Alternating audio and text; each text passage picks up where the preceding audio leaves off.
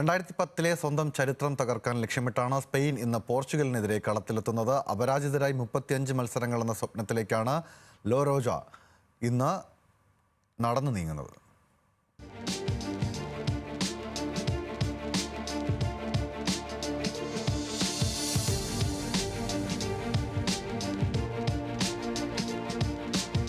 കഴിഞ്ഞ nations league കലാശപ്പോരിൽ പോർച്ചുഗലിനോട് തോറ്റതിനു ശേഷം Spain പിന്നെ തോൽവി അറിഞ്ഞിട്ടില്ല.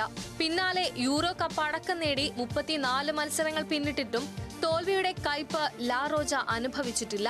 ലോകകപ്പിൽ പന്ത് തട്ടുമ്പോഴൊക്കെയും ഓർമ്മ വരുന്നത് 2010 ആ സുവർണ സ്പാനിഷ് സംഘത്തെ.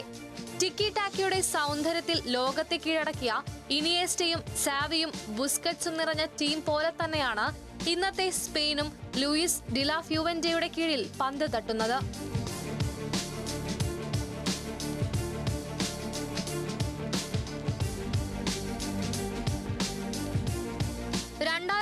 സ്പാനിഷ് സുവർണകാലം തുടക്കമിട്ട ജൈത്രയാത്ര 2008 യൂറോ കപ്പും സ്വന്തമാക്കി 2009 അവസാനിപ്പിച്ചത്.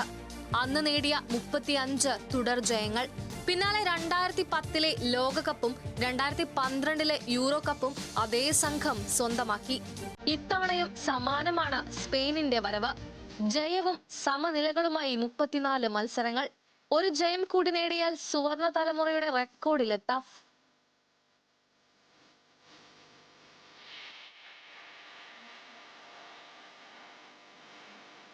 പന്ത് കൈവശം വെക്കുന്നതിൽ എതിരാളികൾക്ക് ഒരു നിമിഷം പോലും ശ്വാസം വിടാൻ അനുവദിക്കാതെ ആക്രമണത്തിലും പ്രതിരോധത്തിലും ഒരുപോലെ മികവ് കാട്ടിയാണ് സ്പെയിൻ മുന്നേറുന്നത്.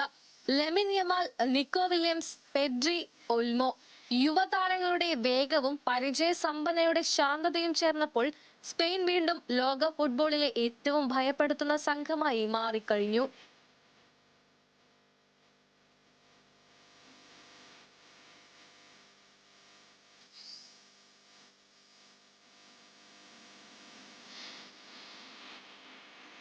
ഈ ലോകകപ്പിൽ ഇതുവരെ പുറത്തെടുത്ത പ്രകടനം കണ്ടാൽ കിരീട പോരാട്ടത്തിലെ ഏറ്റവും വലിയ ഫേവറിസ്റ്റുകളിൽ ഒരാളാണ് സ്പെയിൻ. എതിരാളികൾക്ക് പ്രതീക്ഷ പോലും നൽകാതെ മുന്നേറുകയാണ് ലാ റോജ. 2010 ലോകം കണ്ട സ്വർണ്ണ തലമുറയുടെ നേട്ടങ്ങൾ ആവർത്തിക്കുമോ, അതോ അതിനേക്കാൾ വലിയ ചരിത്രം എഴുതി സ്വന്തം റെക്കോർഡ് പോലും പഴങ്കഥയാക്കുമോ? ഉത്തരം ലഭിക്കാൻ പോർച്ചുഗൽ കടമ്പ കടക്കണം ലാ റോജയ്ക്ക്. World cup desk, news Malayalam.